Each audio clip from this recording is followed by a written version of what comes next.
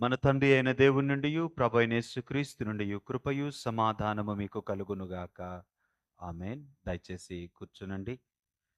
త్రిత్వము తర్వాతి 18వ ఆదివార ఆరాధనకు చేరి వచ్చిన మీ అందరికీ ప్రభునామమున శుభవందనాలు తెలియచేస్తూ నేటి వాక్యములోనికి మిమ్మల్ని ఆహ్వానిస్తూ ఉన్నాను. నేటి ఆరాధనకై ఏర్పాటు చేయబడినటువంటి 2 లేఖన భాగాలు. సువార్త పాఠము మత్తయి సువార్త 22వ అధ్యాయము 34వ వచనము నుంచి 46వ వచనము.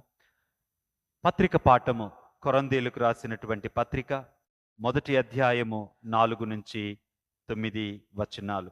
ముందుగా మనము కొరింథీ పత్రికలోని అంశాన్ని, లేఖనాన్ని ఆలోచన చేసి తరువాత సువార్త పాఠములోనికి మనము వెళదాం.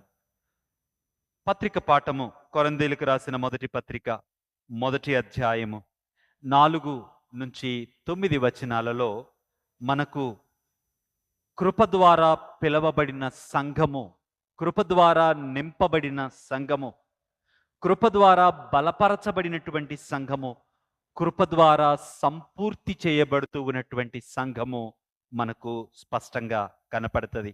ఈ 3 సంగతులు మనము ఆలోచన చేయటానికి ఈ లేఖన సందర్భాన్ని, కొరింథీ సంఘాన్ని గురించినటువంటి ఆలోచనను క్లుప్తంగా మనము చేస్తే, ఈ 4 నుంచి 9 వచనాలు దేవునికి కృతజ్ఞత చెల్లిస్తూ ఉన్న పౌలు మనకు కనపడతాడు. ఎందును బట్టి? కొరింథీ సంఘాన్ని బట్టి కృతజ్ఞత చెల్లిస్తూ ఉన్నటువంటి పౌలు. ఇంతకు ఈ పత్రిక దేనికి రాస్తూ ఉన్నాడు? సంతోషంగా రాస్తూ ఉన్నాడా? బహు దుఃఖాక్రాంతుడుగా వారి మధ్య ఉన్న విభేదాలను, వారి మధ్య ఉన్న అనైతికతను, పలు విశేషాలను ఆయన ఊటంకిస్తూ, హెచ్చరిస్తూ, గద్దిస్తూ రాసినటువంటి లేఖ. ఈ లేఖలో మనము చదువుకుంటున్నటువంటి ఈ 4 నుంచి 9 వచనాలు ప్రేమతో దేవునికి కృతజ్ఞతలు చెల్లిస్తూ తెలియచేసినటువంటి భాగము. మొదటి 3 వచనాలలో మనకు పౌలు భక్తుడు తెలియచేసినటువంటి వందన వచనము కనపడుతుంది. మొదటి వచనం మీరు చూస్తే, దేవుని చిత్తం వలన యేసుక్రీస్తు యొక్క అపోస్తలుడుగా ఉండుటకు పిలువబడిన పౌలును, సహోదరుడైన సొస్తెనేసును, కొరింథులో ఉన్న దేవుని సంఘమునకు, అనగా క్రీస్తు యేసునందు పరిశుద్ధపరచబడిన వారై. ఈ మాట మీరు ఆలోచన చేయాలి. తర్వాత తెలపబోయే సంగతులు చాలా కఠినమైన సంగతులు అయినప్పటికీ పౌలు భక్తుడు కొరింథీ సంఘాన్ని, అన్ని రకాల సమస్యలు ఉన్న సంఘాన్ని అంటూ ఉన్నాడు, పరిశుద్ధపరచబడిన వారై. పరిశుద్ధపరచబడిన వారై, బడిన అనే మాట పాస్ట్ టెన్స్ కదండి. పరిశుద్ధపరచబడిన వారై అంటే పౌలు వారిని పరిశుద్ధులు అని పిలుస్తూ ఉన్నాడు. ఎన్నో సమస్యలు ఆ సంఘములో ఉన్నప్పటికీ పౌలు వారిని పరిశుద్ధులు అంటూ, పరిశుద్ధులుగా ఉండటానికి పిలువబడిన వారు. ఆల్రెడీ పరిశుద్ధులు, మరలా పరిశుద్ధులుగా ఉండటం ఏంటి? ఎప్పుడైతే క్రీస్తు యేసును వారు రక్షకుడిగా అంగీకరించారో వారందరూ నీతిమంతులుగా తీర్చబడ్డారు. నీతిమంతులుగా తీర్చబడుట అనగా పరిశుద్ధాత్ముడు దేవుని కృప ద్వారా వారి జీవితములోనికి ప్రవేశించి, ఇదిగో పరిశుద్ధాత్ముడు వారి జీవితాలలో బలపరచబడతా, వాక్యమును వారు సమీపించే కొలది పరిశుద్ధాత్ముని శక్తి ప్రభావం వలన శరీరాన్ని, లోకాన్ని జయించే గొప్ప కార్యములోనికి వారు కొనసాగట. కాబట్టి పరిశుద్ధులుగా చేయబడ్డవారు. ఎప్పుడైతే నీవు యేసుక్రీస్తునందు విశ్వాసం ఉంచావో నీవు పరిశుద్ధుడవు. Your stand, your identity is holy. ఇది మనం ఎప్పుడు గుర్తుపెట్టుకోవాలి. నీ జీవితములో మొలకెత్తిన పాపస్థితి, నీ జీవితములో నీకు కలిగిన దుర్బలత్వము నీ స్థానాన్ని ప్రభువు సన్నిధిలో ఏమాత్రమో తగ్గించదు. నీవు పరిశుద్ధుడవే. కాబట్టి పౌలు ఇటువంటి సంఘానికి రాస్తూ, పరిశుద్ధపరచబడిన వారై పరిశుద్ధులుగా ఉండుటకు పిలువబడిన వారికిని. వీరిని ఎవరితో కలుపుతున్నాడు? వారికిని మన మనకును ప్రభువుగా ఉన్న మన ప్రభు అయిన యేసుక్రీస్తు నామమును ప్రతి స్థలములో ప్రార్థించు వారికందరికీ శుభమని చెప్పి వ్రాయున్నది. నీ పరిశుద్ధ స్థానము ఎప్పుడైతే యేసుక్రీస్తునందు నీవు విశ్వసించావో, నీ అంతరంగమందు నీవు పరిశుద్ధుడిగా చేయబడ్డావు అన్న స్థితి, నీ స్థానము కేవలము నీకు మాత్రమే పరిమితము కాదు, సార్వత్రిక సంఘములోని పరిశుద్ధులలో నీవు చేర్చబడ్డావు. దాట్స్ యువర్ ఐడెంటిటీ, నీ గుర్తింపు అది. కాబట్టి చాలాసార్లు నీవు తలంచుకునేటప్పుడు నీ జీవితాన్ని ఎంత కించిత్గా ఆలోచన చేస్తావో, నిన్ను నీవు ఎంతగా తోలనాడుకుంటావో. దేవుని ప్రేమించుట, పొరుగువాన్ని ప్రేమించుటలో నిన్ను కూడా ప్రేమించుకొనుట, నీ గురించిన అవగాహన సరి అయినదిగా లేనప్పుడు, క్రితం వారం మనం ఆలోచన చేసినప్పుడు దీనత్వము అనంటే ఏంటంట, సాత్వికత, దీనత్వము గురించి ఆలోచన చేసినప్పుడు ఒక నిర్వచనాన్ని చెప్పుకున్నాం. ఎవరికంటే నువ్వు ఎక్కువ కాదు, ఎవరికంటే తక్కువ కాదు. నీ గురించిన సలి అయిన ఆలోచన నీవు కలిగి ఉండటమే దీనత్వము. కాబట్టి ప్రభువు నిన్ను పరిశుద్ధుడిగా చేశాడు, పరిశుద్ధ పిలుపుతో నిన్ను పిలిచాడు, పరిశుద్ధ పిలుపుతో పిలిచి సార్వత్రిక సంఘములోని పరిశుద్ధులందరితో కూడా నిన్ను ఏకం చేశాడు. You are not all alone, నీవు ఒంటరిగా లేవు. ఇది మొదటి వందన వచనం. ఇలాంటి వారిలో కొరింథీ సంఘము కూడా ఉంది, అది చెప్తూ. ఈ పరిశుద్ధులందరిలో కొరింథీ సంఘము కూడా భాగమయ్యుంది. కాబట్టి ఈ పరిశుద్ధులందరికీ, అంటే కొరింథీ సంఘము కూడా కలిసి ఉన్న ఈ సార్వత్రిక సంఘమునకును, అందులో భాగమయ్యున్న కొరింథీ సంఘమునకును వందన వచనము, దీవెన వచనము చెప్తూ ఉన్నాడు. ఏమని? మన తండ్రి అయిన దేవుని నుండి, ప్రభు అయిన యేసుక్రీస్తు నుండి కృపా సమాధానములు మీకు కలుగునుగాక. ఇక్కడి నుంచి మనము ఈరోజు ఉన్నటువంటి లేఖన భాగాన్ని ఆలోచన చేస్తాం. అంటే దేవునికి కృతజ్ఞతలు చెల్లించటానికి ముందు వందన వచనములోనే వారి స్థానాన్ని, వారి గుర్తింపును వివరించాడు. అయితే ఇప్పుడు ఈ సంఘము ఏ స్థాయిలో ఉందో, ఏ స్థితిలో ఉందో మనము కొద్దిగా ఆలోచన చేద్దాం. ఇది ఒక ముంబై లాంటి పట్టణం. ముంబై ఎలాంటి పట్టణము?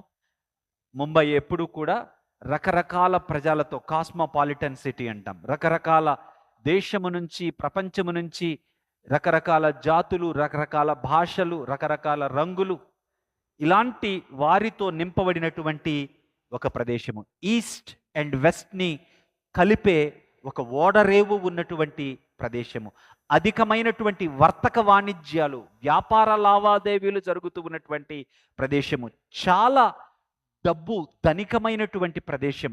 అంత మాత్రమే కాదు, ఇక్కడ తత్వము, ఫిలాసఫీ విపరీతంగా విస్తరించింది. కాబట్టి ఈ ప్రాంతంలో చాలా డిబేట్స్ జరుగుతూ ఉండేవి.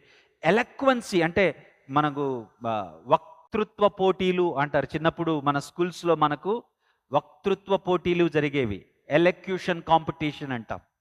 అలాంటివి విపరీతంగా జరుగుతూ ఉంటాయి. సంపద, విలాసాలు విపరీతంగా ఉన్నటువంటి పట్టణము. ఇక్కడి ధనము సామాజికంగా ప్రజలలో గర్వాన్ని సృష్టించింది. ధనికులు, పేదలుగా వర్గభేదాలను క్రియేట్ చేసింది. ఇక్కడ అన్య దేవతల ఆరాధన విస్తారంగా ఉండుటను బట్టి అనైతికత బాగా ప్రబలింది. అంటే అనైతికత అంటే ఈ ఆచారాలలో, అన్య దేవతల ఆచారాలలో, పండుగలలో వారు మద్యాన్ని సేవించి వివాహేతర సంబంధాలను కొనసాగిస్తూ అలైంగిక అనైతిక కార్యక్రమాలలో, సుఖభోగాలలో వారు విపరీతంగా ఉంటూ ఉండేవారు. వీరు వాక్చాతుర్యంతో తత్వవాదాలను వినిపిస్తూ, వాగ్ధాటితో వక్తలుగా జ్ఞాన సంబంధమైన చర్చలు చేస్తూ ఉన్నటువంటి ప్రదేశము ఈ కొరింథు పట్టణము. ఈ కొరింథు పట్టణములో గొప్పతనం కోసం, హోదా కోసం ఒకడితో ఒకడు పోటీ పడుతూ పౌరులు తమ ప్రతిభను ప్రదర్శిస్తూ ఉండేవారు. తమ పేరు తమకు సంపాదించుకోవటానికి, గౌరవాన్ని, గుర్తింపును తమకు తాము పెంపొందించుకోవటానికి విపరీతంగా ప్రయత్నం చేస్తూ ఉండేవారు. ఇలాంటి పట్టణములో అప్పుడే ప్రారంభమైనటువంటి క్రైస్తవ సంఘము పౌలు గారి రెండవ సువార్త పరిచర్య ప్రయాణములో అపోస్తుల కార్యములు 18వ అధ్యాయము 1-11 వచనాలలో మీరు చూస్తే ఆయన సెకండ్ మిషనరీ జర్నీలో ఈ కొరింథీ సంఘాన్ని, అప్పుడే ప్రారంభమైన నూతన సంఘము ఈ కొరింథీ సంఘములో చాలా మంది అన్యజనుల నుంచి ప్రభువుని రక్షకుడిగా అంగీకరించారు. వీరు అన్యజనుల నుంచి ప్రభువుని రక్షకుడిగా అంగీకరించినప్పుడు తమ పాత జీవితములోని అనేక ఆచారాలను సంఘములోనికి తీసుకొని వచ్చారు. అందుకే కొరింథీ మొదటి పత్రిక 12వ అధ్యాయం 2వ వచనము చూస్తే, మీరు అన్యజనులుగా ఉన్నప్పుడు మూగ విగ్రహాల వైపు ఎలా నడిపించబడ్డారో మీకు తెలుసు కదా. అనేక ఆచారాలను వారి పాత జీవితములో నుంచి అప్పుడే ప్రారంభమైన ఈ సంఘములోనికి వారు తీసుకొని వచ్చారు. కాబట్టి క్రీస్తులో కొత్త జీవితం ఎలా జీవించాలో నేర్చుకుంటూ ఉన్నటువంటి కాలం. కాబట్టి చాలాసార్లు క్రీస్తులో జీవాన్ని ఆస్వాదిస్తూ పాత జీవిత అనుభవాలకు పరుగులు పెడుతూ ఉన్నటువంటి కాలం ఆ కాలం. పాత ఆలోచనలను సంఘములోనికి తీసుకొని వచ్చి విపరీతమైనటువంటి విభేదాలు ప్రారంభం కావటానికి కారణమైంది. అప్పుడే ప్రారంభమైనటువంటి కొత్త సంఘం, కానీ విస్తారమైన దేవుని కృపావరాలతో నింపబడ్డటువంటి సంఘము కొరింథీ సంఘము. కాబట్టి పౌలు వారి గురించి చెప్తూ 5వ వచనం ఇప్పుడు మనం చదువుకోబోతూ ఉన్నాం. జ్ఞానములో, మాటలో ఐశ్వర్యవంతులుగా వారు ఉన్నారంట. అదే 7వ వచనములో మనం చూస్తాం, ఏ ఆత్మీయ వరములో వారికి కొదువలేదంట. 12వ అధ్యాయంలో మనం చూస్తాం, భాషల వరాన్ని గురించి, జ్ఞానాన్ని గురించి, విశ్వాసము గురించి ఎన్నో ఆత్మీయ వరాలతో నింపబడ్డటువంటి సంఘము కొరింథీ సంఘము. అయితే ఈ వరాలన్నీ వారికి వినయాన్ని ఇవ్వలేదు, కానీ గర్వాన్నిచ్చాయి. వారి సంస్కృతిలో నుంచి వారి జీవితం వచ్చింది కాబట్టి అదే విధానములోనికి వారు వెళ్ళిపోతూ ఉన్నారు. కాబట్టి తీవ్రమైన విభేదాలు, ఒకటి వారి ప్రాంతాన్ని బట్టి, అప్పుడే ప్రారంభమైన నూతన సంఘములో ఉన్న విధానాలను బట్టి ఏర్పడిన సంఘములో విపరీతమైన విభేదాలు రావటాన్ని మనము చూస్తాం. 12వ వచనం మొదటి అధ్యాయములో అంటాడు, నేను పౌలు వాణ్ణి అని ఒకడంటే, నేను అపోల్లో వాణ్ణి నేను ఒకడంటే, నేను కేఫా వాణ్ణి, నేను క్రీస్తు వాణ్ణి. డివైడ్ అయిపోయింది చర్చ్ అంతా. 6వ అధ్యాయంకి వస్తే ఒకరి మీద ఒకరు కేసులు పెట్టుకున్నారు కోర్టుల్లో. 5వ అధ్యాయములో వారి జీవితంలో ఇమ్మెరాలిటీ, అనైతిక సంగతులు విస్తారంగా ఉన్నాయి. 11వ అధ్యాయములో ఆరాధనా పద్ధతులలో వ్యత్యాసాలు కనపడ్డాయి. 12-14 అధ్యాయాలలో ఆత్మీయ వరాల విషయంలో వారి మధ్య విభేదాలు ప్రారంభమై, అందుకే పౌలు భక్తుడు 3వ అధ్యాయము మొదటి 3 వచనాలలో అన్నాడు, మీరు పసిపిల్లలు, ఇంకా వారు పెద్దలుగా ఆత్మీయంగా ఎదిగిన అనుభవములో లేని సంఘము ఈ సంఘం. ఇప్పుడు జాగ్రత్తగా చూడండి, ఇన్ని రకాల సమస్యలు ఉన్న ఈ సంఘాన్ని అంటూ ఉన్నాడు ఏమని, పరిశుద్ధపరచబడిన వారై పరిశుద్ధులుగా ఉండుటకు పిలువబడిన వారు. మీ జీవితాన్ని ఈ ఒక్క మాటలో ఆలోచన చేసుకోనండి, దేవుడు మిమ్మల్ని ఎంత ప్రేమిస్తూ ఉన్నాడో మీకు అర్థమవుతుంది. ఇన్ని సమస్యలు వారికి ఉన్నప్పటికీ ప్రభువారు వారిని ఉద్దేశిస్తూ మాట్లాడుతూ ఉన్న మాట, వారు పరిశుద్ధులు. ఈ 4, 5, 6, 7, 8, 9 వచనాలను మీరు ఒక్కసారి చూడగలిగితే 4వ వచనం అంటూ ఉంది, క్రీస్తు యేసునందు మీకు అనుగ్రహింపబడిన దేవుని కృపను చూచి మీ విషయమై నా దేవునికి ఎల్లప్పుడూ కృతజ్ఞతాస్తుతులు చెల్లించుచున్నాను. చక్కని మాటలు. కృప ఎవరిలో వచ్చిందంట వీరికి? క్రీస్తు యేసునందు వీరికి కృప వచ్చింది. వీరు కొరంతీయులు కాబట్టి, వీరికి తత్వము బాగా తెలుసు కాబట్టి, వీరు వాగ్ధాటితో చక్కగా సంభాషించగలరు కాబట్టి, ధనికులు కాబట్టి, వేరే ఏ కారణాన్ని బట్టి వీరికి దేవుని కృప అందించబడలా. దేవుని కృప వారికి వచ్చిన కారణం ఏంటి అంటే, వారు క్రీస్తు యేసునందు విశ్వాసం ఉంచారు కాబట్టి, క్రీస్తు యేసునందు ఆ కృపను పొందుకోవటానికి వారు చేసిందేమీ లేదు. వారు జస్ట్ రిసీవ్ చేసుకున్నారు అంతే. ఇచ్చిందెవరు? దేవుడు వారికి తన కృపను ఇచ్చాడు. దేవుని కృప అనుగ్రహించబడింది. కాబట్టి కొరింథీ సంఘాన్ని ఘనపరచట్లా ఏమంటూ ఉన్నాడు? ఎల్లప్పుడూ మిమ్మల్ని బట్టి దేవునికి కృతజ్ఞతాస్తుతులు చెల్లిస్తూ ఉన్నాను. చూడండి, ఇన్ని విభేదాలు, ఇన్ని వ్యత్యాసాలు ఉన్న సంఘాన్ని బట్టి దేవునికి కృతజ్ఞతాస్తుతులు చెల్లిస్తూ ఉన్న పౌలు మనకు కనపడుతూ ఉన్నాడు. గద్దించబోతూ ఉన్నాడు వారిని, దిద్దబోతూ ఉన్నాడు వారిని. కానీ ఆ దిద్దుబాటులో ప్రేమ ఏమాత్రం కూడా ప్రక్కకు వెళ్ళలా. ఈరోజు చాలామంది గద్దింపులు మనం చూస్తాం. ఎలా ఉంటాయి? చాలా విపరీతంగా. పౌలు భక్తుడు కొరింథీ సంఘాన్ని పరిశుద్ధులలో చేరిన, పరిశుద్ధపరచబడిన వారిగా చూస్తూ ఉన్నాడు. రెండవది, వారి యొక్క భౌతికమైన అంశాలను బట్టి కాక దేవుని కనికరాన్ని బట్టి దేవుడు వారిలో ఉంచిన కృపను పౌలు భక్తుడు చూస్తూ ఉన్నాడు. ఆ కృప దేవుని ద్వారా వారికి ఇవ్వబడింది. ఎప్పుడు దాకా ఉండబోతుంది? 8వ వచనం మీరు చూస్తే మన ప్రభువైన యేసు క్రీస్తు దినమందు మీరు నిరపరాధులయుండునట్లు అంతము వరకు ఆయన మిమ్మును స్థిరపరచును. విశ్వాసముంచిన నాడు ప్రారంభమైన ఆ కృప ఎప్పటి వరకు ఉంటుందంట వారి జీవితంలో? అంతము వరకు. అంతము వరకు అంటే యేసు క్రీస్తు రాకడలో నిరపరాధులుగా మిమ్మల్ని నిలబెట్టేంత వరకు ఆ కృప మీలో ఉండబోతుంది. అంత గొప్పవారు మీరు, అంత గొప్ప దేవుని కనికరాన్ని పొందుకున్నవారు మీరు. ఇది పౌలు భక్తుడు మాట్లాడుతూ ఉంది. గద్దింపు దేవుని కృప నుంచి నిన్ను దూరం చేయదు. దేవుని కృప గద్దింపుకు లోబడేటట్లు చేస్తుంది. దేవుని కృప గద్దింపును చక్కగా స్వీకరించటానికి మనస్సును నీకిస్తుంది. కాబట్టి 4వ వచనములో వారు క్రీస్తు యేసునందు కృపను పొందుకున్నారు. అది దేవుడు వారికి అనుగ్రహించాడు. కాబట్టి దేవునిని బట్టి కృతజ్ఞతాస్తుతులు చెల్లిస్తూ ఉన్న పౌలును మనకు చూస్తాం. ఎలాంటి కృప అనుగ్రహించబడింది వీరికి? 5, 6 వచనాలు మీరు చూస్తే ఎలాంటి కృప అనుగ్రహించబడిందో మనకు కనపడుతుంది. వారిలో వారి యొక్క సాక్ష్యము స్థిరపరచబడే కృపను, ఎక్కడ? ప్రతి విషయములో, ఆయన యందు ప్రతి విషయములో క్రీస్తును గూర్చిన సాక్ష్యము మీలో స్థిరపరచబడినందున. ఇది చాలా ప్రాముఖ్యం. ఇదిగో వారికి కృప అనుగ్రహించబడింది. ఈ కృప వారిని ఏం చేస్తుందంట? ప్రతి విషయములో క్రీస్తును గూర్చిన సాక్ష్యములో స్థిరపరుస్తూ ఉంది ఈ కృప.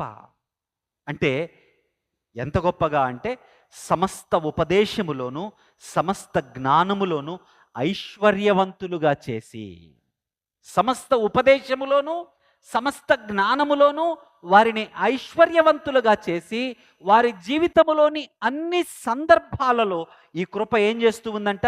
ప్రతి విషయములో క్రీస్తును గురించిన సాక్ష్యములో వారిని స్థిరపరుస్తూ ఉంది అంట.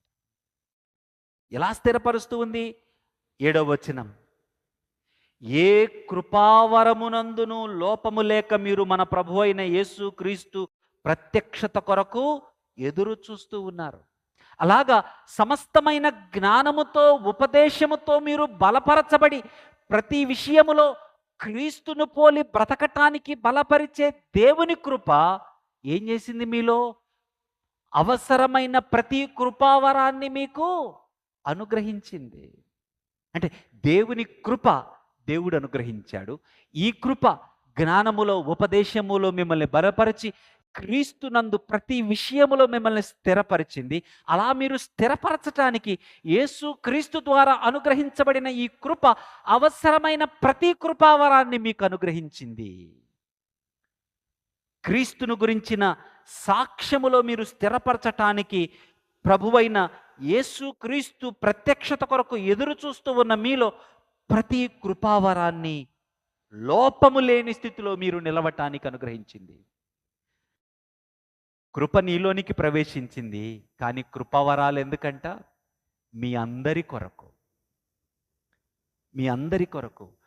3వ వచనములో పౌలు భక్తుడు పరిశుద్ధులుగా చేయబడిన వారై పరిశుద్ధులుగా ఉండుటకు పిలవబడినారు.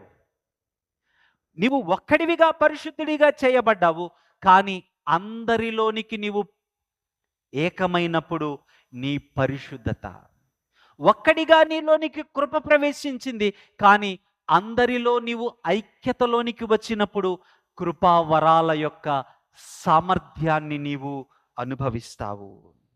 కనుక ఏ కృపావరమునందును లోపము లేక మీరు మన ప్రభు అయిన యేసుక్రీస్తు ప్రత్యక్షత కొరకు ఎదురు చూస్తూ ఉన్నారు. 8వ వచనములో అంటాడు, మన ప్రభు అయిన యేసుక్రీస్తు దినమందు నిరపరాధులయుండునట్లు అంతము వరకు ఈ కృప మిమ్మల్ని స్థిరపరుచుద్ది. ఈ కృప మిమ్మల్ని కృపావరాలతో నింపి బలవంతుల్ని చేసింది. ఈ కృప జ్ఞానముతో ఉపదేశముతో నింపి యేసు క్రీస్తు విషయములో ప్రతి విషయములో మిమ్మల్ని స్థిరులుగా చేసింది. ఈ కృప దేవుని ద్వారా ఉచితంగా మీకు అనుగ్రహించబడింది. కాబట్టి ఇదే కృప మిమ్మల్ని అంతము వరకు ఓపికగా నడిపించి ప్రభువు దినమందు నిరపరాధులుగా ఆయన ఎదుట నిలబెడుతుంది. కాబట్టి 9వ వచనంలో అంటూ ఉన్నాడు, మన ప్రభువైన యేసు క్రీస్తు అన తన కుమారుని సహవాసమునకు మిమ్మును పిలిచిన దేవుడు నమ్మదగినవాడు. ఇదంతా ఎక్కడ జరుగుతుంది? దేవుని యొక్క ఫెయిత్ఫుల్నెస్, దేవుని యొక్క నమ్మకత్వం. ఎంత నమ్మదగినవాడు ఈ దేవుడు, ఎంత నమ్మదగినవాడు ఈ దేవుడు. ఈ సందర్భాన్ని మీరు జాగ్రత్తగా ఆలోచన చేస్తే ఈ 4 నుంచి ఈ 9 వచనాలలో ఉన్నటువంటి భాగము ఒక్కసారి ఈ సంఘానికి ఈ 5 వచనాలను మీరు అప్లై చేసి చూడండి, ఎలా మీకు కనపడుతుందో. 4వ వచనాన్ని మీరు అప్లై చేయటానికి, వాళ్ళందరూ తాము ధనవంతులము అని అనుకుంటూ ఉన్నారు, మాకు చాలా విజయాలు ఉన్నాయి అని గర్వపడుతూ ఉన్నారు. మేము గొప్పవాళ్ళము అని కొరింథు పట్టణములో ఉన్నవాళ్ళు, కొరింథు సంఘములో ఉన్నవారు భావిస్తూ ఉంటే 4వ వచనం అంటుంది, మీకు అనుగ్రహించబడిన దేవుని కృప. ఇది మీరు సాధించుకుంది కాదు, మీరు సంపాదించుకుంది కాదు, మీరేమి చేయలేరు ఈ కృపను పెంపొందించుకోవటానికి కానీ మీలో స్వీకరించటానికి కానీ. ఇది దేవుడు తన దయతో మీకు అనుగ్రహించింది, కనికరమతో మీకు అనుగ్రహించిన కృప.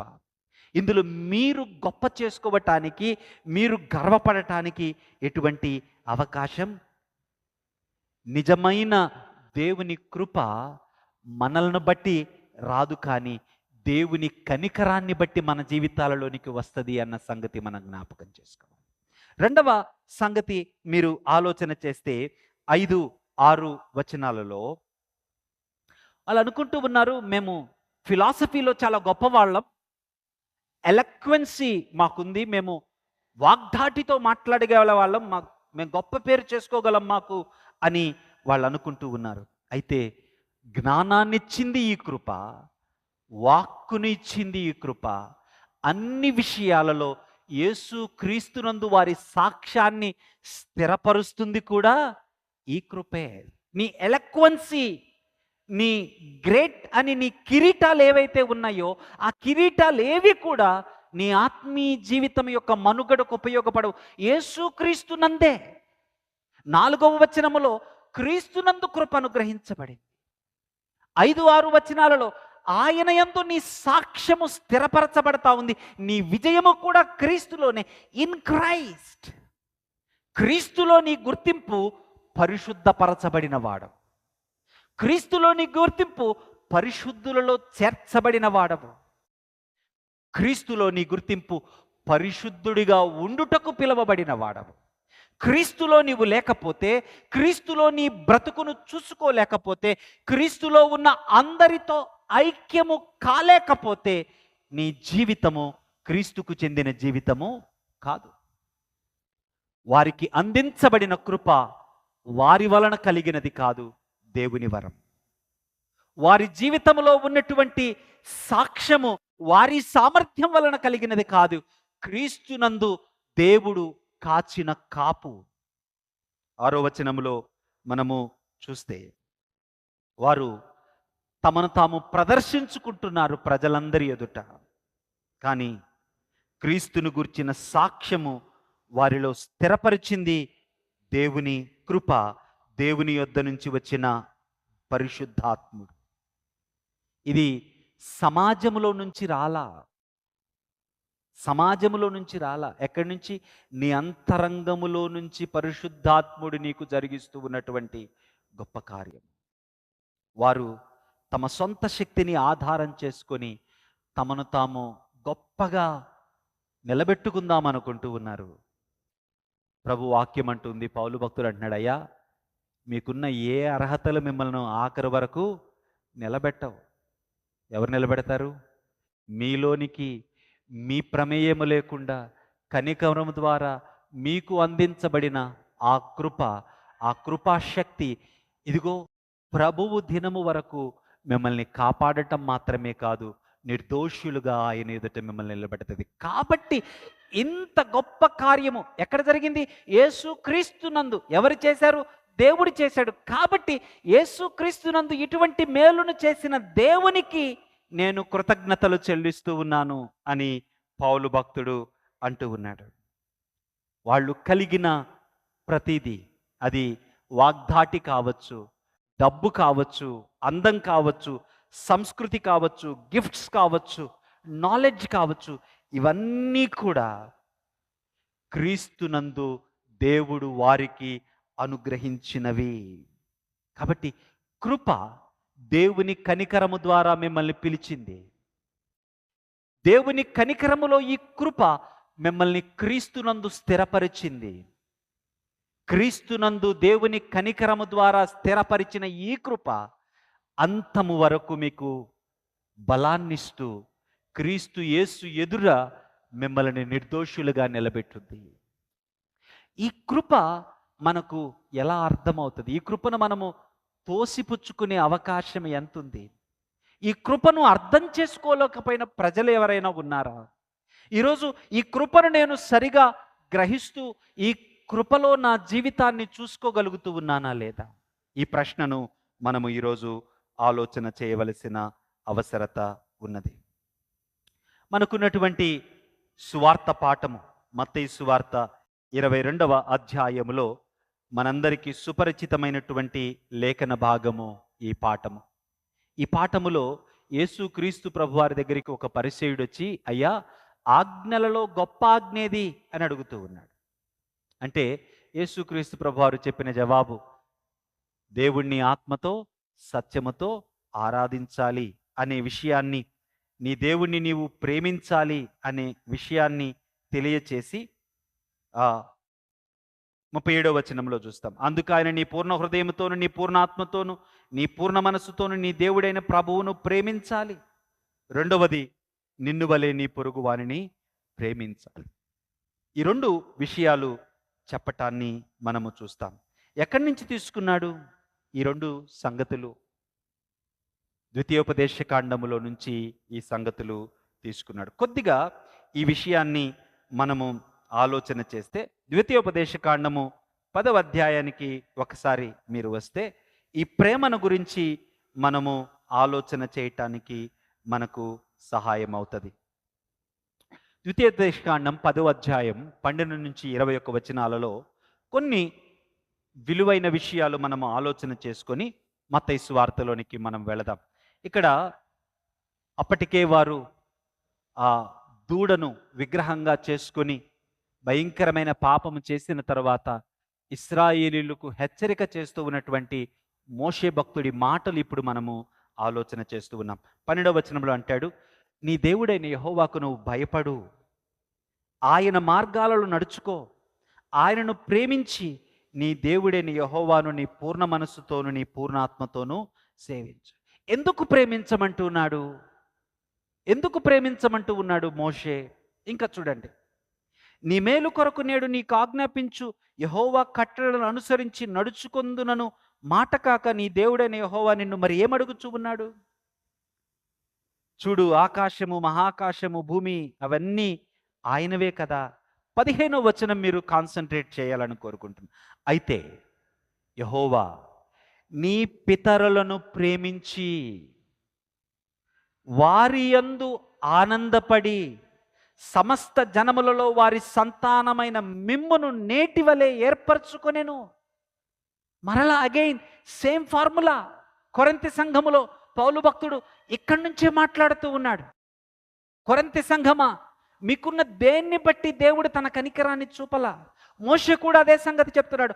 ఓ ఇశ్రాయేలీయులారా, మీకున్న దేన్ని బట్టి కూడా దేవుడు మిమ్మల్ని ప్రత్యేకించుకోలా. మీ వైపు చూసి మీరు నా ప్రజలు అని చెప్పలా, నేను ఇశ్రాయేలీయుల దేవుణ్ణి అని చెప్పలా. అది కాదు కారణం. ఇక్కడ మీ ఒడ్డు పొడుగు చూసి, మీకున్న అందం చూసి కాదా అని చెప్పింది. మీకున్న దేన్ని బట్టి కాదు. ఆయన మీ పితరులను ప్రేమించాడు. ఎందుకు ప్రేమించాడు? No answer. You cannot answer. That's a cyclic question. ఎందుకని? ఒకవేళ అబ్రహామును దేవుడు ప్రేమించాడు, ఎందుకు ప్రేమించాడు?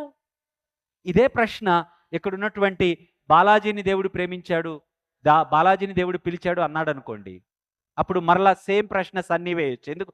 Why Balaji? Again it's a cyclic question. ఒకవేళ సన్నీకి అప్లై చేస్తే why Sunny? It's a cyclic question. It is in his mercy. ఆయన తన కనికరము చొప్పున అబ్రహామును పిలిచాడు. ఆయన తన కనికరము చొప్పున అబ్రహామును ప్రేమించాడు, ఇస్సాకును ప్రేమించాడు. ఎందుకు ప్రేమించాడు అబ్రహామును? అబ్రహాము ఎగిరెగిరి గంతులేయడానికి కాదు, ఇస్సాకు ఎగిరెగిరి గంతులేయడానికి కాదు, యాకోబు ఎగిరెగిరి గంతులేయడానికి కాదు. ఎందుకంట?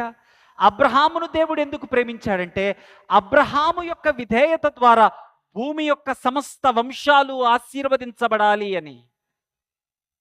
అబ్రహాము యొక్క విధేయత ద్వారా క్రీస్తునందు భూమి మీద ఉన్నటువంటి సమస్త వంశాలు ఆశీర్వదించబడాలి అని. అంటే సమస్త వంశాల ఆశీర్వాదము లేకపోతే అబ్రహాము యొక్క పిలుపు లేదు. అంత కనెక్టెడ్, అంత ప్రేమించాడు దేవుడు. దేవుడు లోకమును ఎంతో ప్రేమించి తన ప్రియ కుమారుని మరొకరకు అందించాడు. It is the love of God that called your forefathers. నీ పితరులను ఆయన ప్రేమించాడు, వారి యందు ఆయన ఆనందించాడు. ఏం ఆనందం ఉందండి ఇశ్రాయేలు చరిత్ర అంతా చూస్తే? నెహెమ్యా గ్రంథము 9వ అధ్యాయంకి వెళ్ళి చదవండి, చదవటానికి ఆయాసం వస్తుంది.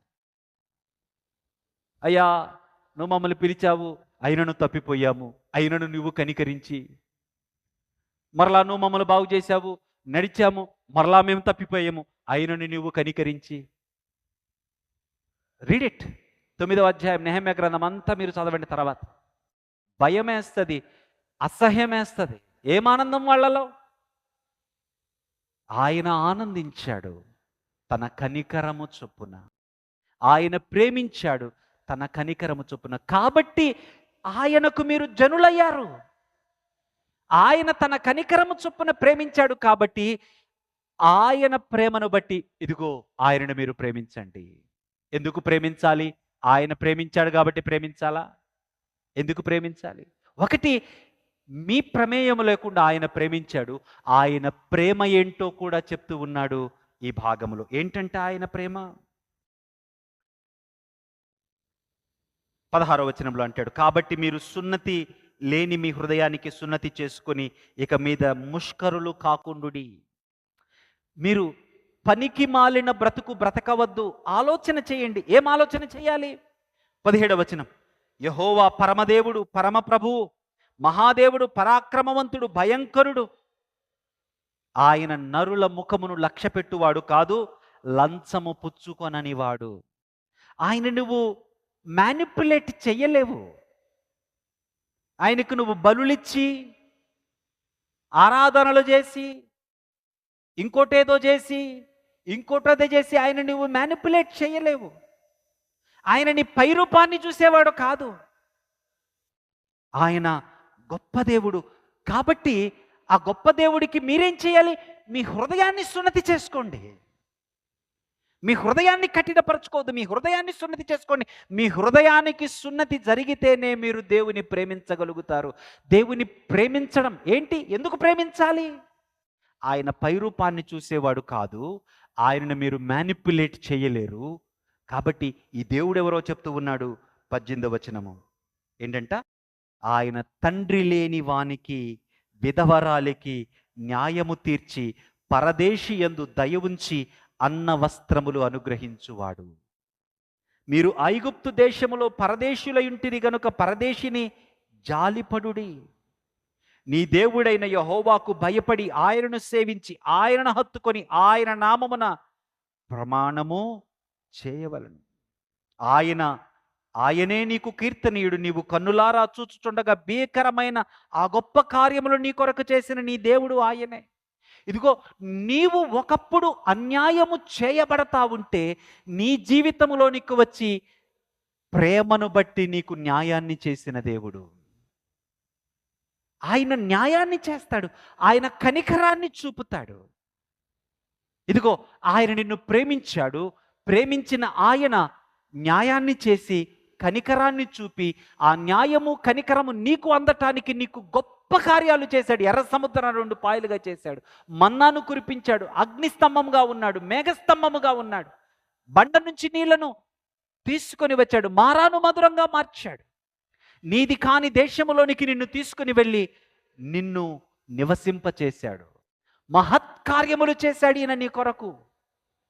అయితే గుర్తుపెట్టుకో, నీవు నలిగిపోయి ఉన్నప్పుడు, నీవు అన్యాయమైపోయి ఉన్నప్పుడు, నీ బ్రతుకులో కించిత్ కూడా మేలు స్వస్థత లేని స్థితిలో ఉన్నప్పుడు నీ బ్రతుకులోకి తొంగి చూసి న్యాయాన్ని కనికరాన్ని తన ప్రేమను బట్టి చూపి నీ బ్రతుకును మార్చాడు ఆయన. కనుక ప్రేమించు. నిన్ను ప్రేమించిన దేవుడు న్యాయాన్ని చేసేవాడు. నిన్ను ప్రేమించిన దేవుడు కనికరాన్ని చూపేవాడు. కనుక reflect the same love of God. ఎప్పుడు చేయగలవిది? ఎప్పుడు చేయగలవిది? ఆయన ప్రేమను నీవు, అందుకే నీ పూర్ణ హృదయముతోనూ, నీ పూర్ణాత్మతోనూ, నీ పూర్ణ బలముతోనూ. ఇక్కడ దేవుణ్ణి ప్రేమిస్తున్నానంటే దేవుణ్ణి ప్రేమించావు. Information will not make you to love God. Information ఎప్పుడైతే ఎమోషన్లోకి, హృదయంలోనికి దిగుతుందో, ఎమోషనల్గా కనెక్ట్ అవుతావో, అంటే దేవుడు న్యాయాన్ని ఎలాగా అనుభవిస్తాడో, కనికరాన్ని ఆయన ఎలా అనుభవిస్తాడో నీవు అలా అనుభవించగలగాలి. అంటే హృదయానికి సున్నతి జరిగితేనే ఆ ప్రక్రియ జరుగుతుంది. కాబట్టి పరిసయ్యుడు వచ్చి యేసుక్రీస్తు ప్రభువారిని గొప్ప ఆజ్ఞేది అని అడుగుతున్నారు. కారణం ఏంటంటే వారికి హృదయానికి సున్నతి జరగల. వారు ఏం చేస్తూ ఉన్నారు? వారి దగ్గర ఉన్నటువంటి 600 ఆజ్ఞలలో గొప్ప ఆజ్ఞేది అని ఈయన టెస్ట్ చేస్తున్నారు, పరీక్షిస్తూ ఉన్నారు. ఎందుకు పరీక్షించాలనిపించింది? వీరి హృదయానికి సున్నతి లేదు. జాగ్రత్తగా ఆలోచించండి. ఈ మాట నేను చెప్పి నేను ముగింపులోనికి వస్తాను. ఎందుకు పరిసయ్యుడిని ఇప్పుడు మనం ఆలోచన చేస్తూ ఉన్నానంటే, పరిసయ్యుడు హృదయము సున్నతి లేనివాడు. ఎలాగా? ధర్మశాస్త్రాన్ని ఆధారం చేసుకున్నాడు, కానీ ధర్మశాస్త్రాన్ని ఇచ్చినటువంటి దేవుని హృదయాన్ని చూడట్లా. ధర్మశాస్త్రాన్ని గొప్పగా మాట్లాడుతూ ఉన్నాడు, కానీ ఆ ధర్మశాస్త్రాన్ని ఇచ్చినటువంటి దేవుడు ప్రేమామయుడు, కనికరము కలిగిన వాడు అని అర్థం చేసుకోవట్లా. అందుకే ప్రభువారు అడిగిన ప్రశ్న ఏంటి అంటే, సరే బాగుంది, నన్ను చాలా క్వశ్చన్లు అడుగుతున్నావు నువ్వు, మరి మెస్సియా ఎవరు అంటే దావీదు కుమారుడేగా. ఓకే, మరి దావీదు కుమారుడైతే 110వ కీర్తనలో ఎందుకు ఇలా అంటున్నాడు?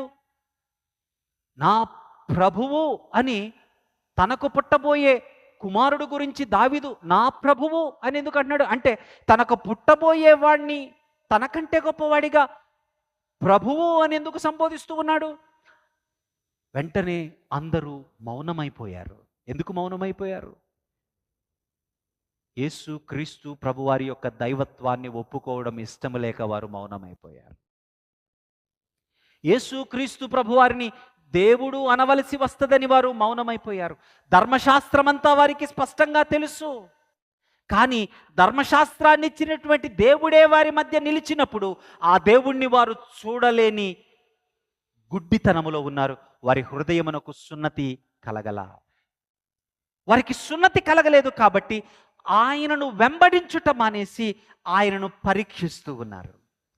ఆయనలో నిలువెత్తుగా వారి పితరులకు కనపరచబడిన మహత్కార్యాలు, వారి పితరులను ప్రేమించిన ప్రేమ, వీరి కొరకు గొప్ప కార్యాలను చేసి విమోచించిన ఆ ప్రేమ నిలువెత్తుగా వారి ఎదుట కనపడుతూ ఉన్నప్పుడు ఆ ప్రేమను వారు చూడలేకపోతూ ఉన్నారు. బదులుగా ఆయనను పరీక్షించటానికి ప్రయత్నం చేస్తూ ఉన్నారు. ప్రభువారు వారి యొక్క హృదయ కాఠిన్యాన్ని వారికి చూపిస్తూ ఉన్నాడు. ఎంతగా దేవుని గుర్తించలేని కఠినత్వములో వారు ఉన్నారో వారిని చూపిస్తూ ఉన్నాడు. వారు దేవుని ప్రేమను ఎరుగలేని స్థితిలో వారు, దేవుని ప్రేమ దేవుని ఆజ్ఞలలో కనపడుతూ ఉంది. నీ దేవుణ్ణి నీవు పూర్ణ హృదయముతో, పూర్ణ ఆత్మతో, పూర్ణ బలముతో నీవు ప్రేమించాలి. నీ ఫ్యాకల్టీస్ అన్నీ కూడా దేవుని ప్రేమను ఆకలింపు చేసుకున్నప్పుడు ఆ ప్రేమను నీవు ప్రదర్శించకుండా ఉండలేవు.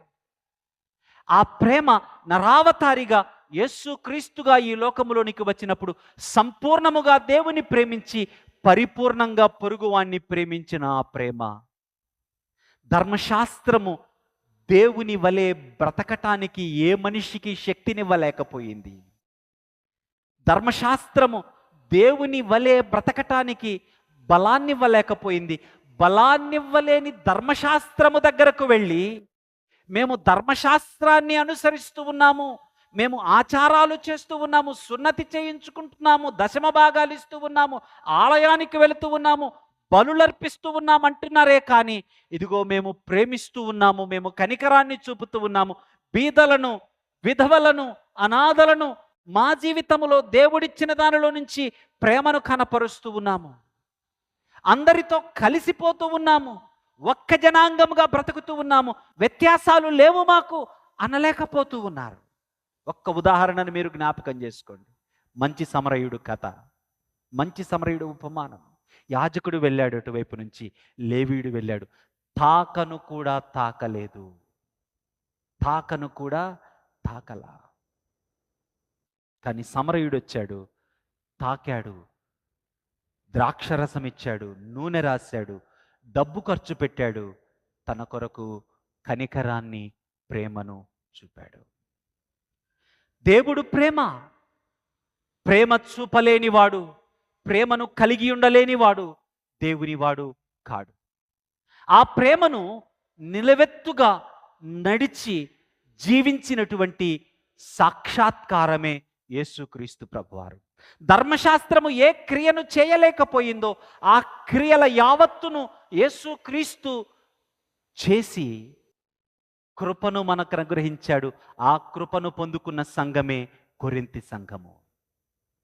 కృపను పొందుకోక ధర్మశాస్త్రాన్ని ఆధారం చేసుకున్న వారు పరిసయ్యుల గుంపైతే, కృపను పొందుకొని ఇదిగో అంతము మట్టుకు దేవుని కృపాశక్తి ద్వారా క్రీస్తు వలె నడిపించబడటానికి, క్రీస్తు ఎదురుగా నిర్దోషులుగా నిలబెట్టబడటానికి తీసుకొని పోబడుతూ ఉన్నవారు కొరింథీ సంఘం. ఆ పరిశుద్ధుల గుంపులో నువ్వు కూడా చేరావు, అందును బట్టి సంతోషించు. అయితే ఒకవేళ పరిసయ్యుడులాగా ఆచారాల వెనక పరిగెడుతూ దేవుని కృపను చూడలేని గుడ్డితనములో ఏమైనా ఉన్నావేమో, ప్రేమయున్న దేవుణ్ణి నీ జీవితంలో నింపుకోలేని బలహీనతలో ఏమైనా ఉన్నావేమో, ఒకసారి ఈ రాత్రి పరిశీలన చేసుకో. నీ జీవితాన్ని పరిశీలించుకోవటానికి మార్క్ ఏంటి అంటే, నీ జీవితములో దేవుడు నీకు ఇచ్చిన అవకాశాలలో న్యాయాన్ని ఎంత కనపరుస్తూ ఉన్నావు? పక్షపాతంతో బ్రతుకుతూ ఉన్నావా? న్యాయంగా బ్రతుకుతూ ఉన్నావా? నీ వారికి ఒకలాగా, ఇంకొకరికి ఇంకొకలాగా? ప్రేమతో బ్రతుకుతూ ఉన్నావా? పక్షపాతముతో బ్రతుకుతూ ఉన్నావా? నీకు నచ్చిన వారికి కనికరము చూపుతావు, నీకు నచ్చని వారిని చూడనట్టు వెళ్ళిపోతూ ఉన్నావా? ఎలాంటి ప్రేమను కనపరుస్తూ ఉన్నావు? ఎలాంటి కనికరాన్ని కనపరుస్తూ ఉన్నావు? క్రీస్తు నీకు మాదిరి. తనను దుఃఖపెడుతూ ఉన్న వారి వైపు చూసి, అమ్మలారా నా గురించి ఏడవద్దు, మీ గురించి, మీ బిడ్డల గురించి ఏడవండి. అపహసించాడు అప్పుడు దాకా. ప్రభువా అనగానే, నేడు నాతో కూడా నీవు పరదేశులో ఉంటావు. ముండ్ల కిరీటం పెట్టారు, మోమున ఉమ్మి వేశారు, విపరీతంగా హింసించారు. వారందరినీ చూసి ప్రభువారు అంటూ ఉన్నమాట, తండ్రి, వీరేమి చేయుచున్నారు, వీరెరుగురు గనుక వీరిని క్షమించు. అటువంటి బ్రతుకు బ్రతకటానికి కొరింథీ సంఘములో ఉన్న పరిశుద్ధులకు దేవుని కృప అనుగ్రహించబడింది. అటువంటి బ్రతుకులో దేవుని సాక్ష్యముగా నిలవటానికి ఆ కృపావరాలను అనుగ్రహించింది. ఆ కృపావరాలు యేసు క్రీస్తు సాక్ష్యము విషయములో అన్ని విషయాలలో వారిని స్థిరపరిచింది. అంత మాత్రమే కాదు, అదే కృప యేసు ప్రభువు దినము వరకు వారి బ్రతుకులను భద్రపరిచి యేసుక్రీస్తు దినమున నిర్దోషులుగా నిలబెట్టబోతుంది. నీ జీవితంలో దేవుడు ఈ వాగ్దానాన్ని చేస్తూ ఉన్నాడు. ఒకవేళ పరిసయ్యుడిలాగా ఎక్కడన్నా నీ బ్రతుకులో దేవుని పోలి బ్రతకలేకపోతూ ఉన్నావేమో, అలనాడు ఆ కొరింథీ సంఘములో ఉన్నటువంటి విభేదాలు, అనైతికత, విపరీతమైన కార్యకలాపాలు ఎక్కడైనా నీ జీవితంలో ఇంకా ఉన్నాయేమో, అయితే భయపడొద్దు. దేవుడు నీకు ఇస్తూ ఉన్నటువంటి వాగ్దానం ఏంటి అంటే, ఇదిగో ఆయన నిన్ను పరిశుద్ధపరిచాడు, పరిశుద్ధుడిగా ఉండటానికి పిలిచాడు. పరిశుద్ధపరిచిన ఆయన, పరిశుద్ధుడిగా బ్రతకటానికి పిలిచిన ఆయన తన కృపను నీకు ఇచ్చాడు. నువ్వు చేయాల్సిందేంటి? నువ్వు చేయాల్సింది 1వ కీర్తన. ఏంటి 1వ కీర్తన? దుష్టుని ఆలోచన చొప్పున నడవక, పాపుల మార్గమున నిలవక, అపహాసకుడు కూర్చుండు చోటున కూర్చుండక ఏం చేయాలంట? యెహోవా ధర్మశాస్త్రమునందు ఆనందించుచు దివారాత్రము దానిని ధ్యానించువాడు ధన్యుడు. నీకు అవకాశం వచ్చినప్పుడల్లా, ఎన్ని అవకాశాలు వస్తూ ఉన్నాయి మనకు?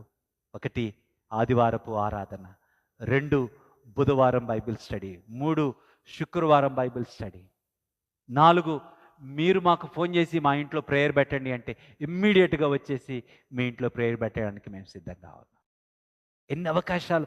యెహోవా ధర్మశాస్త్రమునందు నీవు ఆనందిస్తూ ఉంటే, యేసు క్రీస్తు నిలువెత్తు ప్రేమగా ఎలా బ్రతికాడో అలాగా నీటి కాలువల యోరన నాటబడినదై ఆకువాడక తన పాలమందు ఫలమిచ్చు చెట్టు వలె అలాగ దేవుడు ఉంచటానికి, యేసు క్రీస్తు దినము వరకు నిర్దోషిగా నిన్ను నిలబెట్టడానికి ఆయన పూనుకున్నాడు.